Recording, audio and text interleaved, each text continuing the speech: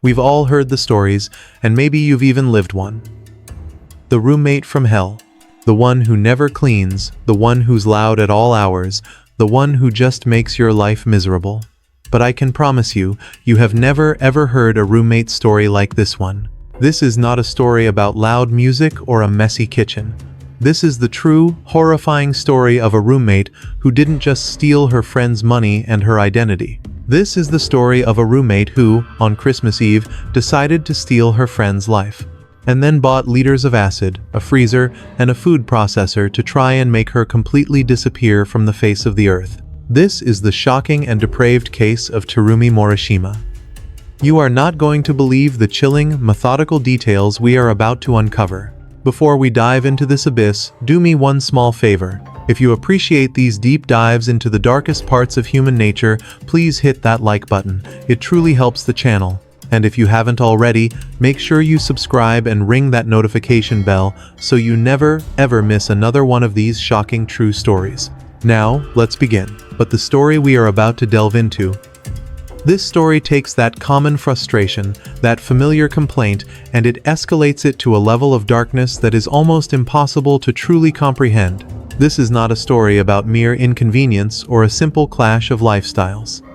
This story begins in the year 2015. A 29-year-old woman named Terumi Morishima was living in Japan, residing in one of those communal share houses where several men and women live together, sharing spaces and, they naively believe, sharing a sense of trust and community.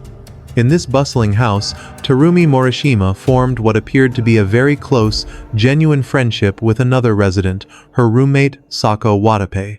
They almost certainly shared meals together, shared late-night stories, and confided in one another about their hopes and fears. Saako undoubtedly felt she had found a true friend, a reliable confidant in the busy, often lonely city.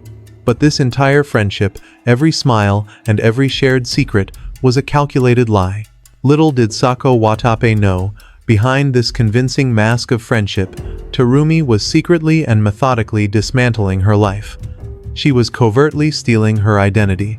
She wasn't just borrowing clothes or food. She was systematically running up enormous, life-altering bills and catastrophic debts, all in Saako's name. Terumi wasn't just a bad roommate. She was a predator, a truly dangerous individual who was meticulously plotting, willing to go to any length necessary, absolutely any horrifying length, to not just borrow a life, but to completely steal her roommate's entire existence. This is the story of the ultimate nightmare roommate, a person who didn't just make life miserable, she decided to end it. This, tragically, is the very point in our story where the narrative veers sharply away from what we thought it was. It is here that the unsettling tale of deception, of stolen finances and betrayed trust, pivots on its axis and plunges into a chasm of premeditated, sinister evil that is almost impossible to truly articulate. The story escalates, and it does so with a terrifying velocity, moving far beyond the realm of financial ruin and landing squarely in the domain of the ultimate human transgression. This is the precise moment where the unsettling concept of the nightmare roommate transcends every common understanding of that phrase. It is no longer a story about inconvenience or stress or even criminal theft. This is not about a person who was merely content with the catastrophic, life-altering ruin of another's financial future through the cold calculation of identity theft, as irredeemably horrific as that act alone truly is. No, this story is about a person who, having already stolen so much, decided that theft was not the final act. It is about a person who, shrouded in the guise of friendship, determined that betrayal was not the end of the line. This was a person who ultimately, and with chilling resolve, decided to take a life. She decided to extinguish a human being, to end a future, and to erase a past. The timeline of this horrific act adds an almost unbearable layer of profound and bitter cruelty to the crime. This was not an act committed in the anonymous shadows of just any ordinary day. The plan, the act, the final, fatal moment, all began to unfold during a time that is, by every cultural and personal measure, supposed to be the most joyous, the most hopeful, and the most sacred time of the year. It was on Christmas Eve. Think about that. A night that is meant to be filled with the warm, nostalgic glow of festive lights, a night defined by the comfort and safety of family gatherings, a night that echoes with the laughter of friends and the quiet, peaceful anticipation of the holiday to come. This night, a symbol of peace and goodwill, was the night that Saako Watape vanished from the face of the earth. She was not a statistic, she was a living, breathing person. She had plans for the next day. She had a family waiting for her, a father who loved her, friends who were expecting to see her. She had a future she was actively building. She was there one moment, a tangible presence in the world, and in the next, she was simply gone. Her disappearance created an absence, a sudden and terrifying void where a person should have been, as if she was pulled from her own life and swallowed whole by an unseen, predatory darkness that had been lurking right beside her all along. The collective festive cheer that permeated the very air of the city, the sense of community and celebration, was not merely interrupted or dampened. It was brutally and irrevocably shattered by this sudden, inexplicable, and terrifying vanishing. For 4 agonizing days, a period that must have felt like a crushing, breathless eternity of mounting dread for those who knew her, there was nothing. 4 days of frantic phone calls that went unanswered. 4 days of text messages left unread. 4 days of hope battling against a rising tide of unimaginable fear. And then, just 4 days later, that fear was realized in a way that no one could have ever prepared for. A discovery was made. And what investigators uncovered would not only curdle the blood but would sear itself into the memory of even the most seasoned and hardened professionals, a new benchmark for human depravity. Saako's remains were found, but to simply state they were found is a clinical, sterile disservice to the horror of what they were confronted with. She was discovered in a skeletal state. Let that sink in. After only 4 days, this was not the slow work of nature. This was the result of a deliberate, horrifying, and methodical process. The condition of her body was not just devastating. It was a grotesque testament to an act of shocking, meticulous destruction. The obliteration of her physical self was so profound, so chillingly complete, that her very identity, her face, her humanity, had been almost entirely scoured from her remains. The simple, fundamental act of putting a name to what was left, of giving her back her identity in death, was only possible by clinging to the smallest, most resilient, microscopic fragments of her physical self. Some tiny, remnant strands of DNA that had miraculously survived the onslaught. It was, as the source material so aptly and chillingly describes, as if she had almost completely disappeared. This was the terrifying truth. This was not merely a murder, a tragic but familiar crime. This was a calculated, cold-blooded attempt at total and complete erasure. The perpetrator had not just sought to end a life, they had sought to unmake a person. They had tried to wipe every trace of Saako Watape's existence from the world, to deny her even the dignity of being found, to deny her family the small, agonizing comfort of a body to mourn. In the midst of the festive season, as the rest of the city bustled with life and celebration, this brutal, unthinkable act sent a profound shockwave of fear and raw disbelief through the entire community. The idea, the very concept, that a person, a neighbor, a friend, a roommate, could be so completely and methodically erased from existence was a horror almost too immense for the public consciousness to bear. It was a violation of the most fundamental social contracts, a terrifying, intimate reminder of the darkness that could lurk, smiling, behind the most familiar of faces. And now, we must steel ourselves as we step into the unthinkable details of this event and uncover exactly how such a thing could possibly come to be. On the night of December 25th, in the year 2015, while so many families were gathered together, basking in the warm glow of the holiday, one father was trapped in a cold, spiraling vortex of panic. Saako Watanabe's father sat by his phone, his concern growing heavier and more suffocating with every silent hour that ticked by. He had been trying, desperately, to contact his daughter since the day before, Christmas Eve, and had been met with nothing. This was not like Saako. This silence was a terrifying anomaly, a deep, dark void where her voice and her reassurances should have been. A daughter so devoted to her family, a daughter who was, in fact, expected to be walking through his door for Christmas, would never, ever just disappear without a word.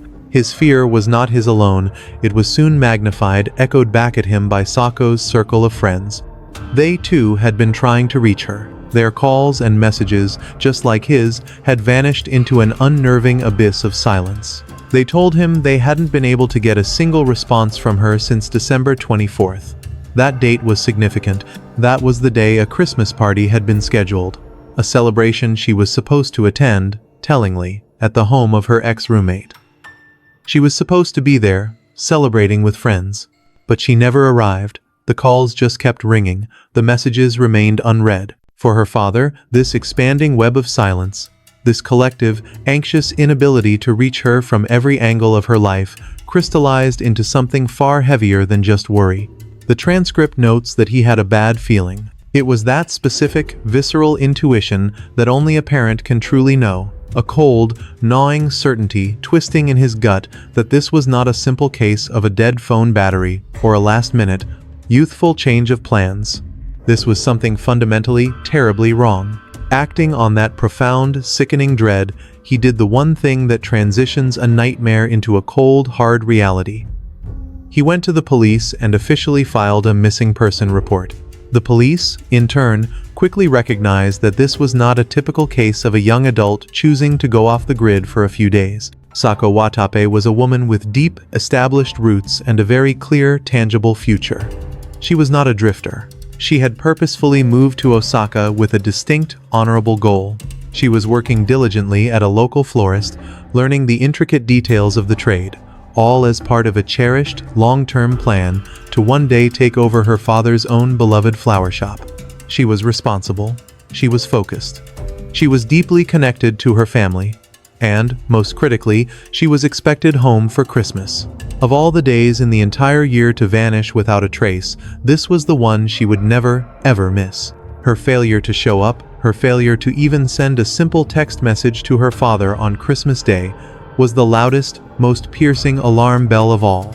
The police investigation began immediately, a methodical process of retracing the final known steps of Saako's life. Their search quickly led them to a shared living facility in Kaduma City, Osaka. This was the place Saako had been staying, a communal home where residents paid a monthly cost of 30,000 yen. And it was here, within the records and resident interviews of this share house, that the investigation began to rapidly zero in, tightening its focus like a lens onto one specific name, a woman named Terumi Morishima. Terumi was 29 years old, a fellow resident of that same share house, and, crucially, Saako's former roommate. The timeline here was tight. Investigators noted that Terumi had only just moved out, relocating to her own apartment nearby just about a month before Saako's disappearance. The proximity, both in their personal relationship and their physical geography, was immediately suspicious. But there was more. Terumi Morishima was not just a passing acquaintance. The police soon established her as the last known person to have been with Saako Watape. This is where the investigation uncovered its first, chilling piece of hard, indisputable evidence. Police pulled the security footage from Terumi's new apartment building, the cold, objective, digital eye of a camera that does not lie and does not forget. And on that footage, they found their final, haunting image of Saako Watape, alive and well. The footage clearly showed Saako, last seen entering an elevator, ascending to the third floor of Terumi's apartment building. The timestamp on the recording was precise. 7 p.m. on December 24th. The footage showed her going in, but no footage ever showed her coming out. It was not long after that last, definitive, and chilling sighting of Saako Watape on the security camera footage, not long after 7 o'clock in the evening on what was supposed to be a festive Christmas Eve, that the first guests for the party began to arrive. These were the friends from the share house, the very people Saako was supposed to be celebrating with, the ones who had been invited to Terumi's new apartment for the scheduled Christmas celebration. You can imagine them showing up, perhaps carrying drinks or small gifts, stepping out of the elevator on the third floor, expecting to be greeted by the sounds of music, laughter, and the warmth of a holiday gathering. Instead, they were met with an unsettling quiet. They were met by Terumi Morishima, and one immediate glaring absence. Saako was not there. The friends, who had been expecting to see her, began searching, their initial festive mood quickly giving way to confusion. "Where is Saako?" they would have asked. And it was at this moment that Terumi, who at this point was either fresh from the horrific act of murder or was perhaps even in the very midst of its immediate, terrible aftermath, had to deliver the first, and most crucial, performance of her new, nightmarish reality. She had to stand in front of Saako's friends, look them in the eyes while they were actively looking for her, and she had to lie. Her explanation was delivered with a disarming, almost infuriating casualness. Terumi explained that, yes, Saako had been there.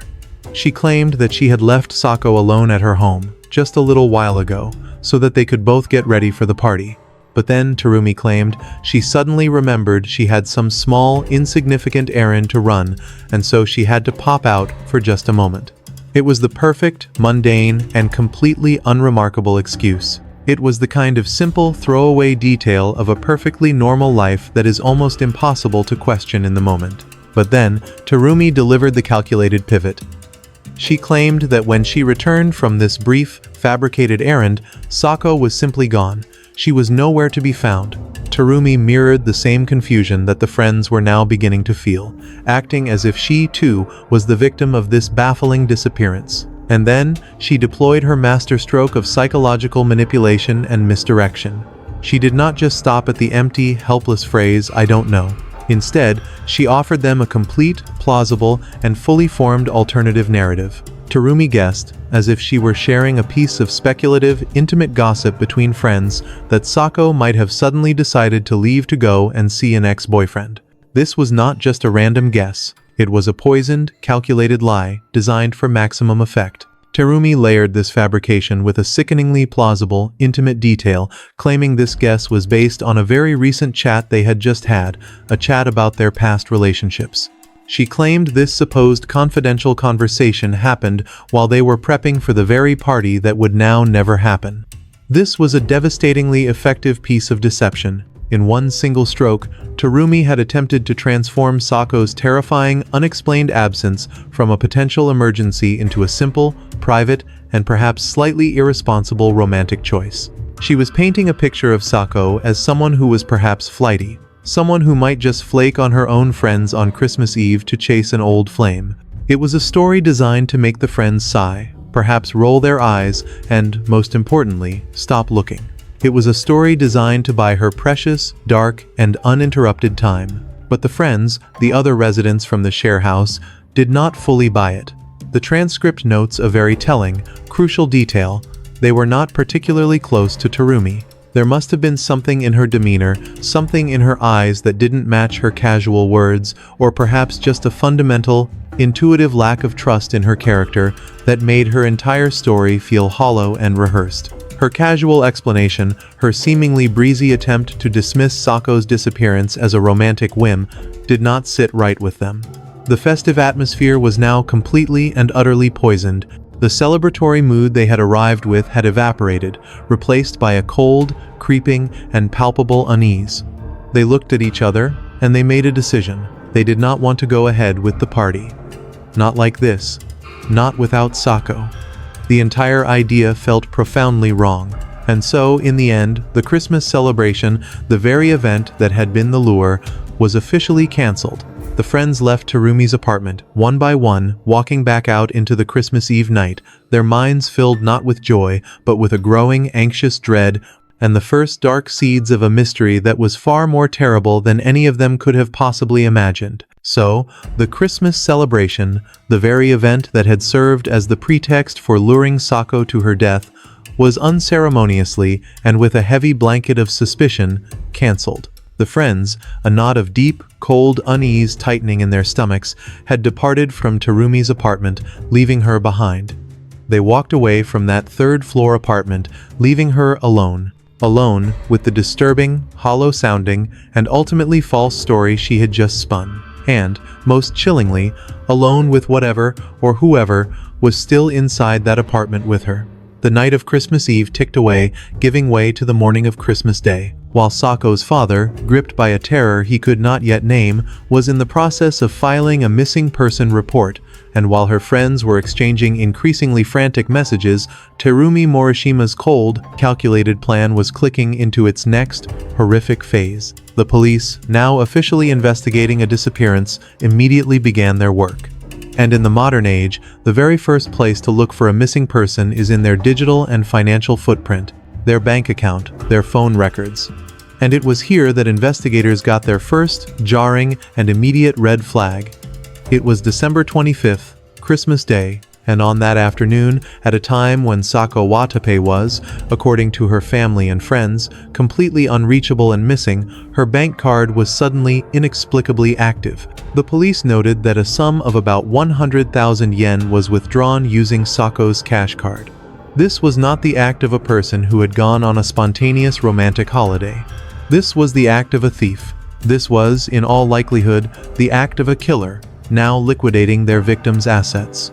This single transaction, this ghost in the machine, immediately sharpened the police's focus. Their investigation into this suspicious activity, this 100,000 yen withdrawal, quickly led them down a darker path. They began to trace the movements of their primary person of interest, Terumi Morishima, on that same day, December 25th. And what they uncovered was not the behavior of a worried friend, anxiously awaiting news. No, what they found was a sequence of cold, methodical actions.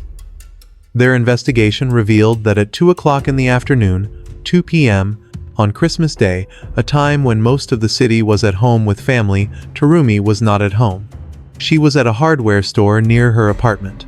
She was shopping, and the items she purchased, which would soon become the central damning evidence of her crime, attracted the immediate and horrified attention of the police. First on her list, Terumi purchased a staggering 3 liters of a powerful cleaning solution.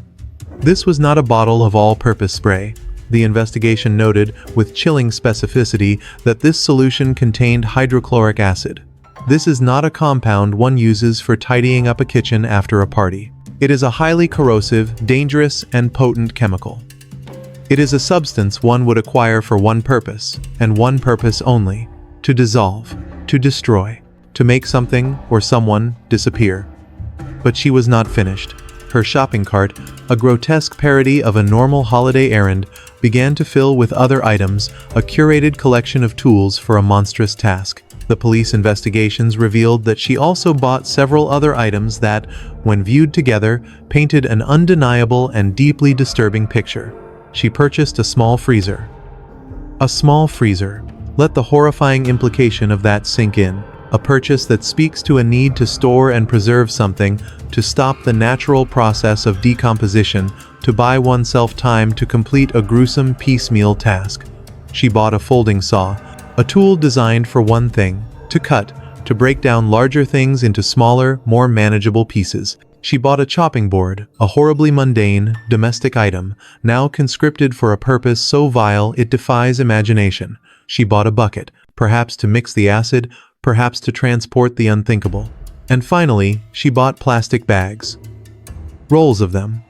The final, necessary items for containment, for portioning, for disposal. This was not a random assortment of household goods. This was a kit. This was the meticulously assembled tool set of a butcher, of a person with a body to dispose of. The total for these purchases came to about 36,000 yen. As Terumi paid the cashier, she was, in effect, signing a confession. This shopping list, this receipt, was the physical, undeniable proof of her intent. She had a body in her apartment, and on Christmas Day, she had coolly and calmly gone out and purchased every single item she would need to systematically, and with horrifying precision, erase Saako Watape from the world. With the discovery of that chilling hardware store receipt, a receipt that read like a murderer's preparatory checklist, the investigation escalated with terrifying speed.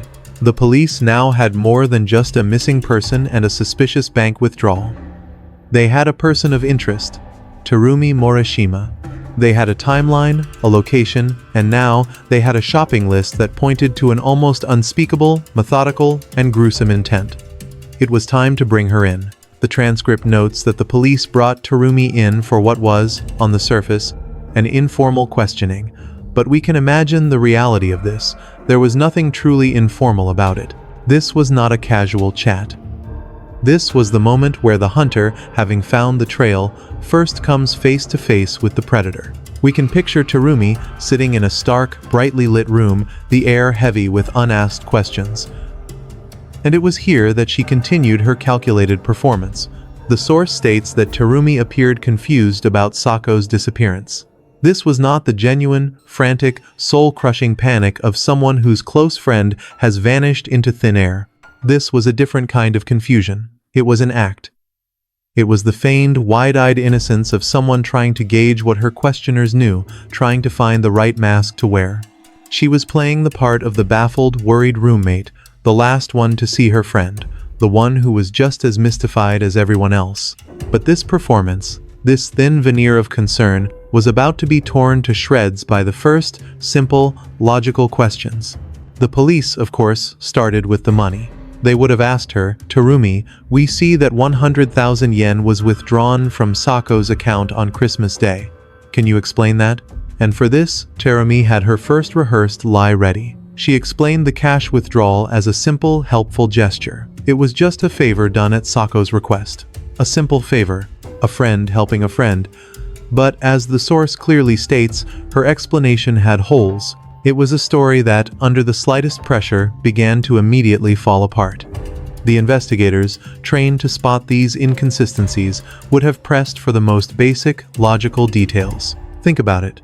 If someone asks you to withdraw a large sum of cash for them, what is the very next thing that happens? You make a plan. The transcript notes that typically, if someone asked you to withdraw cash for them, they'd give specific instructions on where and when to hand it over. They would say, "Can you bring it to me at this location?" Or, "I'll swing by your apartment at this time to pick it up." There would be a plan. But Terumi, when pressed for these simple, logical next steps, had nothing. The source is clear. Terumi didn't provide such details. She had no answer. Because there was no plan. There was no request. There was only a theft. Her story hung in the air, a flimsy, transparent lie, completely devoid of the simple, supporting details of a real, lived event. But as weak as that first lie was, it was nothing compared to the monumental, almost laughably absurd lie she told next. The investigators would have then, with practiced calm, turned to the hardware store. "Terumi, we have records showing that you, also on Christmas Day, purchased a number of interesting items. A small freezer, a folding saw, a chopping board, a bucket, and 3 liters of a powerful cleaning solution containing hydrochloric acid. Can you tell us about that?" Here, Terumi's explanation moved from being simply suspicious to being utterly fantastical. The source states, with almost comical understatement, that she also stated the items she bought were on Saako request. This claim, this single sentence, was the moment her entire facade of innocence shattered. This explanation, as the source bluntly puts it, didn't make sense at all. One can only imagine the superhuman composure it must have taken for the seasoned detectives in that room not to react. Saako, the missing woman, the woman who was supposedly meeting an ex-boyfriend, had also, apparently, simultaneously requested that her friend Terumi purchase a small freezer for her, and a folding saw, and a bucket, and 3 liters of acid.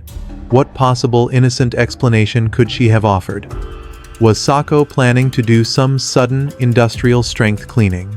Was she taking up a new hobby in ice sculpture? Was she planning to, what? The very premise was so fundamentally, profoundly ludicrous that it defied all logic. It was not just a story with holes, it was a story that was not of this reality. It was the desperate, grasping, nonsensical claim of a person so trapped in their own lie that they had lost all connection to common sense. Terumi had failed to provide a simple, logical detail for a 100,000 yen favor, and now she was trying to provide a single, all-encompassing, and impossible explanation for a murderer's complete toolkit. In that moment, in that sterile, quiet room, the police knew. Her confusion was a lie, her favor was a lie, and her explanation for the tools of dismemberment was an admission of guilt, shouted in the language of pure, undiluted absurdity. The informal questioning was over. It was time to see what was behind her apartment door. The date was December 29th. 4 long, agonizing days had now passed since Saako Watape had walked into that elevator, and the final, flimsy threads of Terumi Morishima's fabricated reality were about to be decisively and horrifically cut. Her performance in the interrogation room, a clumsy, almost insulting attempt at deception had failed on every conceivable level. Her story about the cash withdrawal was a transparent lie, devoid of all logical detail. Her explanation for the hardware store purchases, the acid, the freezer, the saw, was not just a lie, it was a plunge into the realm of the truly absurd, an explanation so nonsensical it served as a screaming confession. The police, their suspicions now solidified into a cold, hard certainty, moved to the next, inevitable step. They secured a house search warrant. While the official suspicion listed on the warrant may have been the unauthorized use of Sawako's cash card, what they were truly bracing for, what the acid and the saw had prepared them for, was something infinitely more terrible. And so, they entered her apartment. One can only imagine the scene, the tactical, deliberate entry of the officers into that third-floor apartment, a space that, just 5 days earlier, was meant to host a Christmas party. Perhaps the air was thick and still, heavy with the sharp, chemical tang of cleaning agents, a smell desperately trying, and failing, to mask a deeper, more organic, and infinitely more sinister odor. The officers fanned out, their search beginning, and it did not take them long. They found, as the source material grimly states, horrifying evidence. This was not a subtle clue. This was not a single misplaced item. This was a scene of almost unimaginable desecration, centered in the most mundane of places, the apartment's bathroom. There, in the bathtub, was the epicenter of the horror. The police discovered multiple bones. They found a human skull. They found a backbone, and they found a pelvis. But these were not clean, dry bones from some distant archaeological dig. No, what they found was these human remains, the very core of what was once Saako Watape, submerged in a grotesque, horrifying, semi-liquid state. This was the work of the hydrochloric acid. This was the physical, bubbling, and noxious proof of what Terumi had been doing in the days since Christmas. She had not been grieving. She had not been worrying. She had been actively, methodically dissolving her friend. This was the gruesome, half-realized manifestation of that perfect crime, the attempt to completely erase a human being from the physical world. The horror did not end in the bathroom. The search continued, and it led them, as they knew it would, to that small freezer, the one she had so coolly purchased just days before. They opened the lid, and inside, they were confronted with the cold, hard reality of the other tools. The freezer was not empty. It was not filled with food. It was filled with dismembered body parts. This was the cold storage for her grotesque project, the pieces of Saako Watape that were still awaiting their turn in the acid bath. The apartment was not a home, it had been converted into a human processing lab. And all the tools were present. They found the knives, they found the saws, and they found the blood-stained food waste disposer, a sickening testament to her attempts to grind down and dispose of pieces of her victim through the very plumbing of the building. This was the moment of arrest. Terumi Morishima, the 29-year-old illustrator, the confused friend, was arrested. The charge now elevated to the desecrating and disposing of a body, and in this moment, confronted with the undeniable, overwhelming, and grotesque evidence of her crimes, the bones in her tub, the parts in her freezer, Terumi's mask of confusion did not crack, it simply fell away, revealing something chillingly cold and empty beneath. She did not weep, she did not protest, she did not faint in horror. Instead, she offered a statement so cold, so detached, it was perhaps more chilling than the crime scene itself. She said, "There is a skull and flesh in the room, but I don't want to talk about it now." It was not a denial. It was a flat, bureaucratic acknowledgement of the facts. A simple statement of inventory. Yes, there is a skull. Yes, there is flesh. I do not wish to discuss it. The full, flawed, and desperate scope of her plan was also becoming clear. Investigators soon learned that Terumi had attempted to mislead the investigation. In a bizarre, almost panicked move, she had taken parts of Sako's body, specifically her hands and her feet, and had hidden them in a closet and a kitchen cabinet back at the share house where Saako had lived. It was a clumsy, amateurish attempt to split the crime scene, to avert suspicion from her own apartment, perhaps hoping police would believe Saako had been attacked in her own home. But this feeble misdirection was completely undone by the overwhelming evidence she had left behind. The source is clear. The significant blood traces found in her apartment's bathroom firmly plaque suspicion on her. The blood, the acid, the bones, the freezer, they all told one, singular, unified story.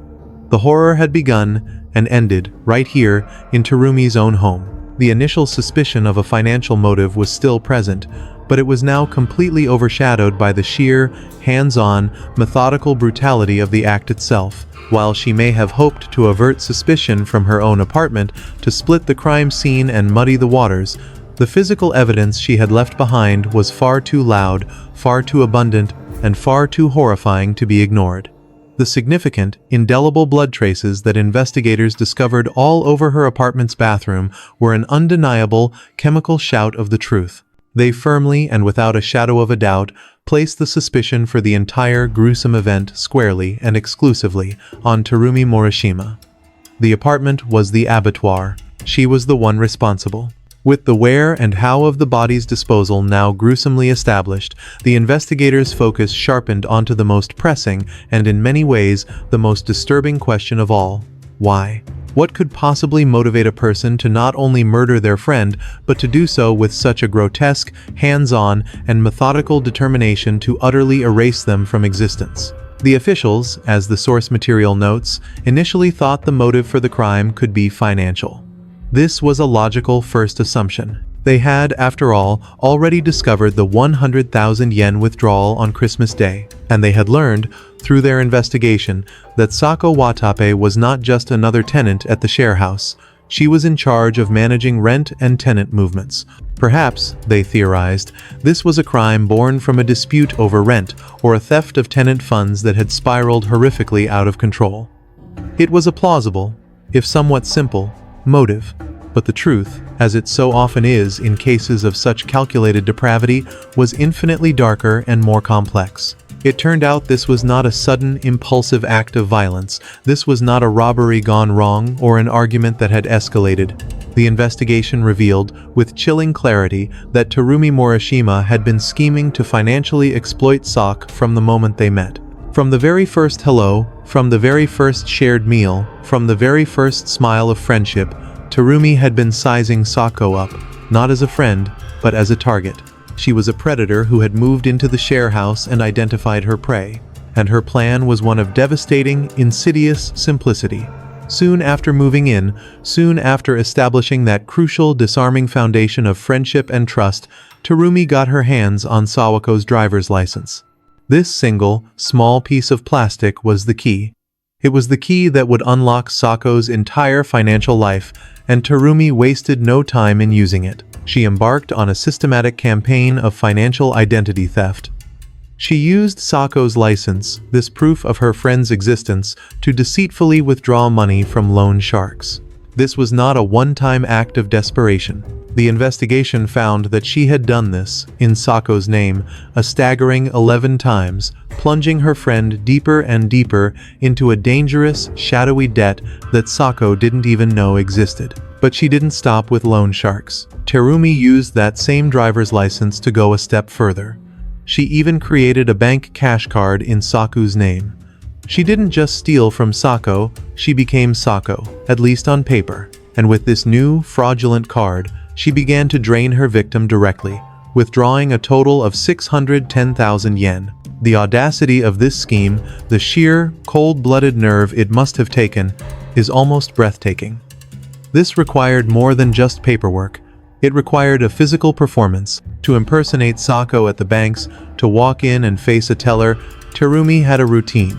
The source reveals that she would remove her glasses, apply false eyelashes, and put on makeup. It was a literal, physical transformation, a mask she would put on to wear her friend's face. What is perhaps most astounding about this part of the crime is that it worked. She possessed, as the transcript states, the confidence to deceive bank staff. She would walk in, armed with her makeup and her stolen license, and walk out with Sako's money. And she managed this feat despite not closely resembling the photo on the license. It was a chilling testament to her own boldness, and perhaps a terrifying indictment of the bank's lax security. She was so confident in her lie, so wrapped in her own performance, that she could project an aura of legitimacy that fooled them time and time again. This was the motive. It was not a simple theft. It was a systematic, parasitic draining of a life. Terumi was not just a roommate, she was a vampire, living off her friend's identity, bleeding her dry, all while smiling to her face, right up until the day she decided that the host, the real Saako Watape, was no longer necessary. This, the prosecution would later contend, was the dark, horrifying, and inevitable endgame of Terumi Morishima's entire parasitic campaign. The exploitation, the daily betrayal, the calculated performance of friendship, it all had a shelf life. It was all tied to a number.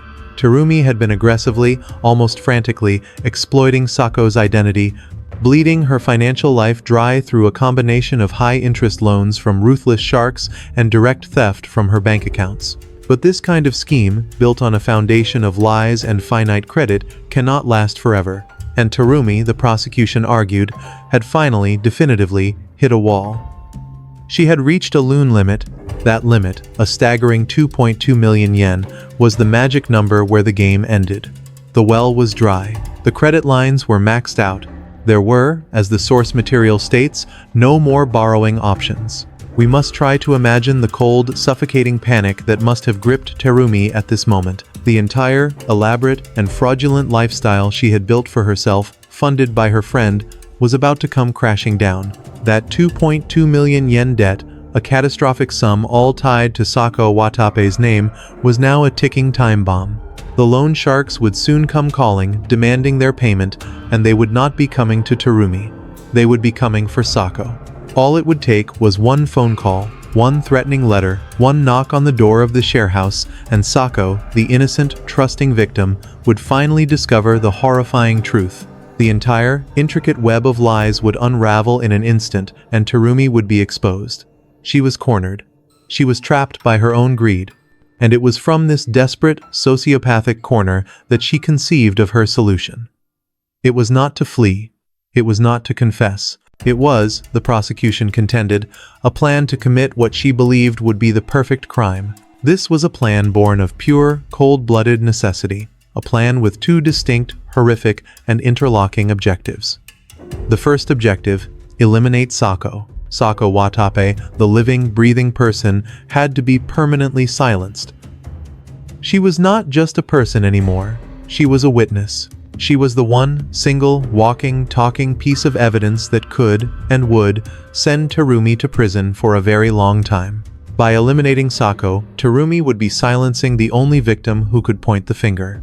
The second objective, tied inextricably to the first, was to eliminate her own debts. By killing Saako, Terumi wasn't just erasing a witness, she was attempting to erase the debt itself.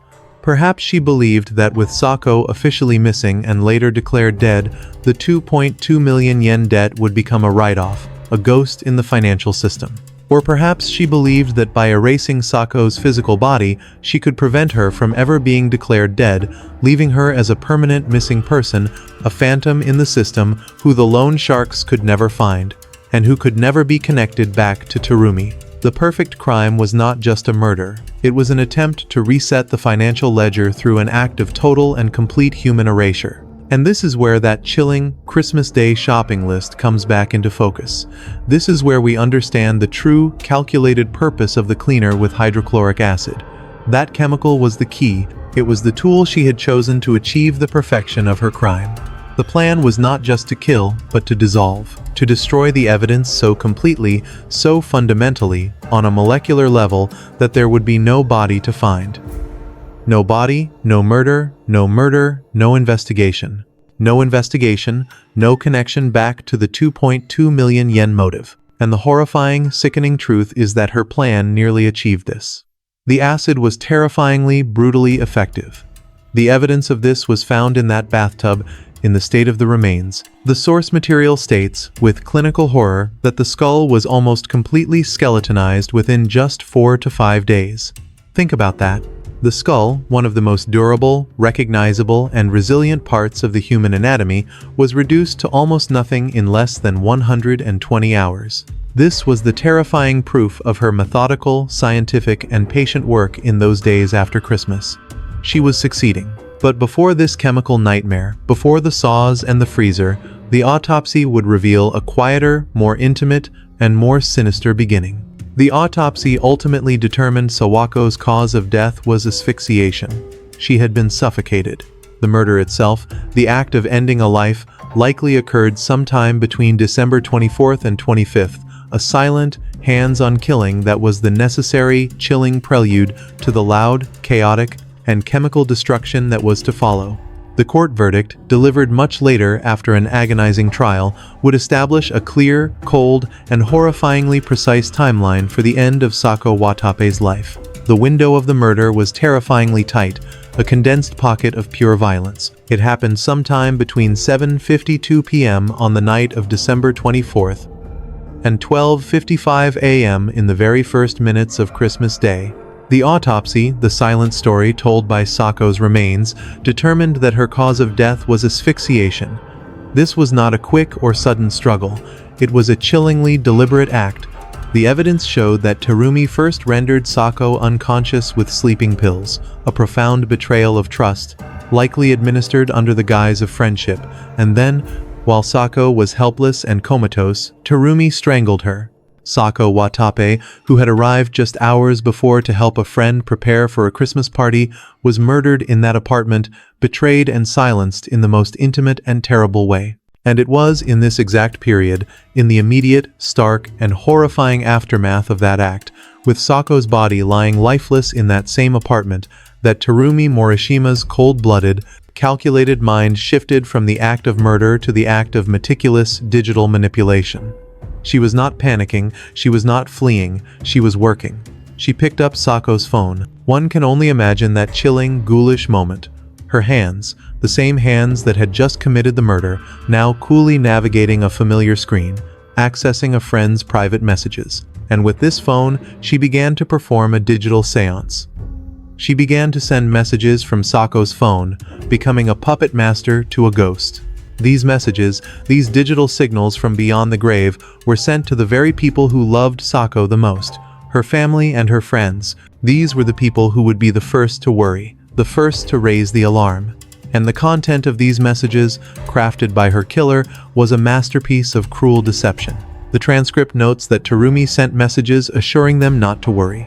"Don't worry about me. I'm okay. Something has just come up." Every single word, every character she typed, was a calculated lie, a false reassurance designed not to comfort, but to control. The entire purpose of this ghoulish charade was, as the source states, apparently trying to delay discovery and deflect suspicion. She was methodically, text by text, building a digital wall around her crime scene. She was buying herself time.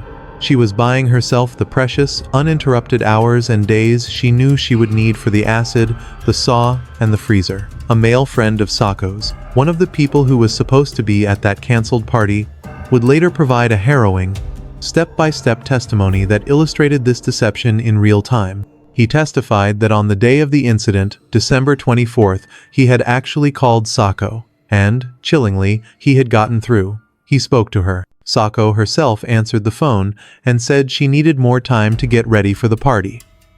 This was a real, normal, innocent conversation. Saako was alive, unaware, and simply getting ready for a night with her friends. But what happened next was Terumi's first, bold, in-person move to build her alibi. Shortly afterward, after that call, Terumi Morishima herself arrived at the share house alone. She had left her own apartment, left Saako, and physically traveled to the share house to show her face, to be seen. And her story was perfect. She, too, echoed the same innocent excuse, claiming that Saako was still preparing. This was a brilliant stroke of manipulation. It aligned perfectly with what the friend had just heard from Saako's own lips, making Terumi's story seem completely truthful, making her appear to be just a fellow friend, slightly frustrated but completely uninvolved. But even then, her performance had a flaw. The friend testified that he found it odd. There was something not right about Terumi's demeanor. She didn't stay. She didn't chat. She didn't seem relaxed. The friend noted that she abruptly left after just a brief visit. She was agitated, nervous, and in a hurry. She couldn't be there making small talk. She had to get back to her apartment. She had to get back to Saako. And then, the final, devastating piece of the deception fell into place. Soon after Terumi's strange, hurried departure from the share house, That same friend's phone lit up again. It was a new notification. A line message from Saako. The message was a direct, written follow-up to the lies Terumi had just planted. It apologized for her delay, and it provided the perfect, vague, and unquestionable excuse. An urgent issue was preventing her from returning. An urgent issue. It was the ideal, conversation-ending fabrication. It implies privacy.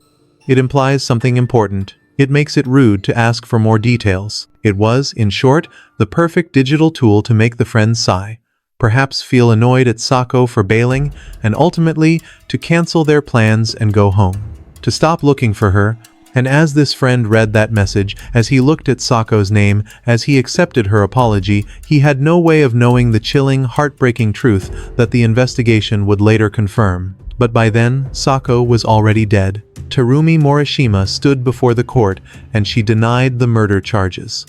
She flatly, and with a seemingly straight face, denied the central, violent act of the entire grotesque crime.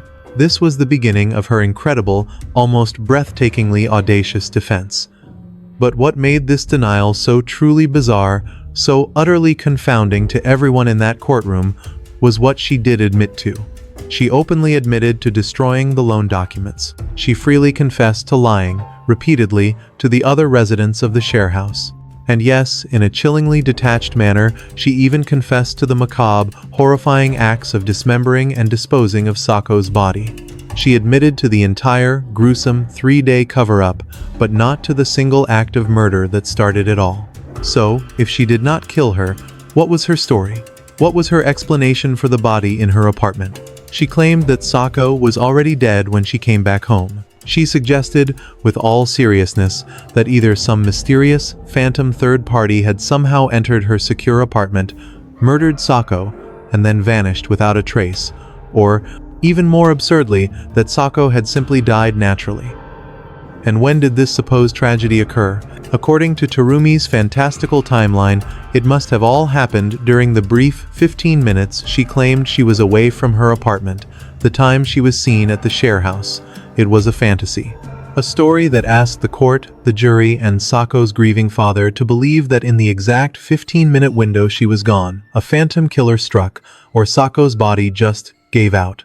And that her first, innocent reaction, as a supposedly traumatized and grieving friend, was not to call the police, but to calmly go to a hardware store and purchase 3 liters of hydrochloric acid, a small freezer, and a folding saw. And this is where the psychological portrait of Terumi Morishima becomes truly, darkly fascinating. The source material notes a bizarre and profoundly telling detail. While she remains silent on these points about the murder itself, the points about the strangulation and the sleeping pills, she confessed to the macabre acts of dismembering and disposing of Sa's body over 3 days. It was as if, in her own twisted mind, the murder was the one line she could not, or would not, cross in confession, but the grotesque, methodical, and laborious cleanup that followed. That was just a task. A problem to be solved. A logistical challenge she was willing to admit to. And she detailed this challenge. Her work began on the afternoon of December 25th. Her shopping list grew as she went back out to acquire more tools for her gruesome project. She bought odor-absorbing sand, a food waste disposer, and even a food processor. She already had the freezer, the saw, and the acid. She now had her complete workstation. The transcript states that she spent the following days dismembering the body. She admitted to forcing some parts in the garbage disposal of the apartment complex. And, in an act of almost unthinkable domestic horror, she admitted to boiling others in a pressure cooker. The mind recoils at the image of a common kitchen appliance being used for such a profane purpose. Her attempt to disguise all of this as a disappearance, however, was flawed by her odd decision to hide dismembered hands and feet in the share house. But the police quickly figured out her desperate logic. She was terrified of dumping a large amount of waste in one location, which would surely attract suspicion. So, investigators believed she was disposing of waste at both her apartment and the share house, a location about 300 meters away, at least once before being arrested. She was slowly, piece by piece, trying to walk her victim away from the crime scene. The investigators, now armed with her confession of the disposal, began to piece together this horrific, industrial process in her small apartment. The bones that had been discovered in that semi-liquid state in her bathroom, the skull, spine, and pelvis, along with the other remains being stored in that small freezer, were likely processed through a food waste disposer after the flesh and internal organs had been removed. But the limbs concealed in the sharehouse presented a special problem for her. These parts, Saako's hands and feet, were more of a challenge to further dismember or dry with the food waste disposer. But there was another, far more critical reason she wanted those specific parts gone, and gone from her primary location. As the source states, these parts contained fingerprints and palm prints. This was the key. This was the one, undeniable thing which could easily lead to victim identification. This led to the working theory that Terumi was eager to dispose of these particular remains quickly and, most importantly, away from the primary crime scene. Her plan was flawed and panicked, but it had a logic, a grim, terrifying logic. The sheer, patient, and stomach-turning labor of it all is staggering. A typical household food waste disposer, the source notes, can handle 1 to 2 kilograms per cycle and often take half a day to complete a cycle. Terumi's model, however, was a smaller model, designed for about 1 kilogram per cycle. The investigators did the grim mathematics. From the afternoon of December 25th until the search warrant was executed on the morning of December 29th, it could have processed around 8 kilograms in total. This was not a quick, frenzied act. This shows Terumi's intent to methodically dispose of Sawako's body, which she was patiently keeping in that 100 to 120-liter capacity freezer. So who was this woman, capable of such cold, patient, and methodical brutality? She had moved to Osaka from Okayama, had spent part of her childhood in China, and identified herself as an illustrator for smartphone apps and PCs. But in a telling detail, no significant works of hers have been found. The real Terumi, it seemed, was a woman in deep debt, an internet addict, and most chillingly of all, someone with a taste for the macabre. While Terumi was suspected of murder based on this mountain of overwhelming, horrifying circumstantial evidence, the prosecution was scarce on direct evidence of the killing. But Terumi's taste for the macabre was not just a personality trait, it was a digital, smoking gun. The prosecution unveiled her internet search history from the 10 days leading up to the incident. It was, in effect, a step-by-step, itemized blueprint for the exact crime she had just committed. She had searched for human dismemberment, methods of disposing of bodies undetected, breaking bones, ways to knock someone out, how to commit the perfect murder, what happens to bank accounts of missing persons, and, perhaps the most damning search of all, effects of consuming a large quantity of sleeping pills. And then, the final, inescapable link. The discovery of the same type of sleeping pill in Saako's system which Terumi had been prescribed recently proved to the court that this could not be mere coincidence. Faced with this unexplainable digital evidence, her defense team pivoted to their only remaining strategy, an appeal for sympathy. They presenting her life story, and it was a portrait of a life of almost unimaginable, relentless suffering. According to her defense, Terumi had reportedly suffered severe abuse from her mother's live-in partner. She had endured physical abuse, such as being forced to sit in a kneel position for 3 hours and beaten. And, they alleged, from 5th grade she was sexually abused by him, a fact she hid to avoid upsetting her mother. Her defense team argued that this lifetime of trauma had psychologically broken her, causing her to develop a coping mechanism where she tended to act as though painful events never happened. They told a story from her past when she hid the death of a pet dog to spare her mother's feelings, suggesting that her horrific response to Saako's death, hiding and disposing of the body, was just a similar, twisted response to shield her loved ones from pain. Their narrative of her tragic life grew even darker, detailing how, as a teenager, she became pregnant from the assault, secretly gave birth at home, and that her mother's partner disposed of the stillborn child in a dam. Through these harrowing stories, her lawyers sought sympathy. They argued that her damning internet searches were just typical behavior for an addict, and that linking them to a coherent murder plot was an exaggeration by the prosecution. Despite these horrific and deeply troubling defenses, the court was not swayed. On June 30th, 2017, Terumi Morishima was sentenced to life imprisonment. The court ruled that her difficult past, however tragic it may have been, was not, and could never be, an excuse for her actions. Her calculated, cruel campaign, including the impersonating SA to steal money, the sending deceptive messages after the crime, her clear intent and motive for murder, and, above all, the extreme cruelty of her methods were inexcusable. The source material paints a vivid, heartbreaking, and ultimately infuriating picture of the final moments in that courtroom. During the trial, Terumi herself kept wiping her tears with a white handkerchief. But just across from her sat Saako's father, a man obviously torn up, a man who, as the source states, just couldn't wrap his head around it. He looked right at Tumi and asked the simple, devastating, and unanswerable questions that would haunt him forever. Why did you want to kill her? What did she do wrong? He spoke plainly to her, telling her that she was in this mess because of what she had done. And then, he made one final, desperate, human plea. He begged her not to appeal the sentence. He told her that he and his family were all waiting for this trial to end so they could finally get Saw's remains back.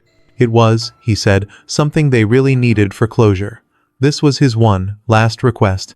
Let his daughter rest. Let them grieve in peace.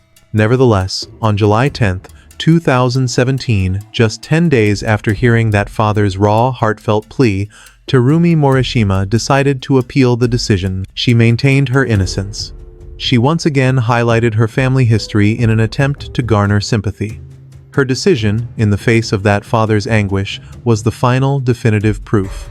It revealed, as the source states, her complete lack of remorse. Despite her appeals, her life sentence was ultimately upheld and she is currently serving time. The lack of remorse she displayed in the face of her grievous crime strips away any avenue for sympathy towards her. Our thoughts and deepest condolences are, and will always be, with Saako Watape, whose life was tragically cut short. We can only hope that this verdict has brought some measure of closure to those who mourn her. This case stands as a terrifying and deeply personal reminder of the importance of being cautious about who we let into our lives and the need to protect ourselves from being exploited. Always be vigilant and never let others take undue advantage of your trust. That's all for today. Thank you for watching, and we will see you in the next one.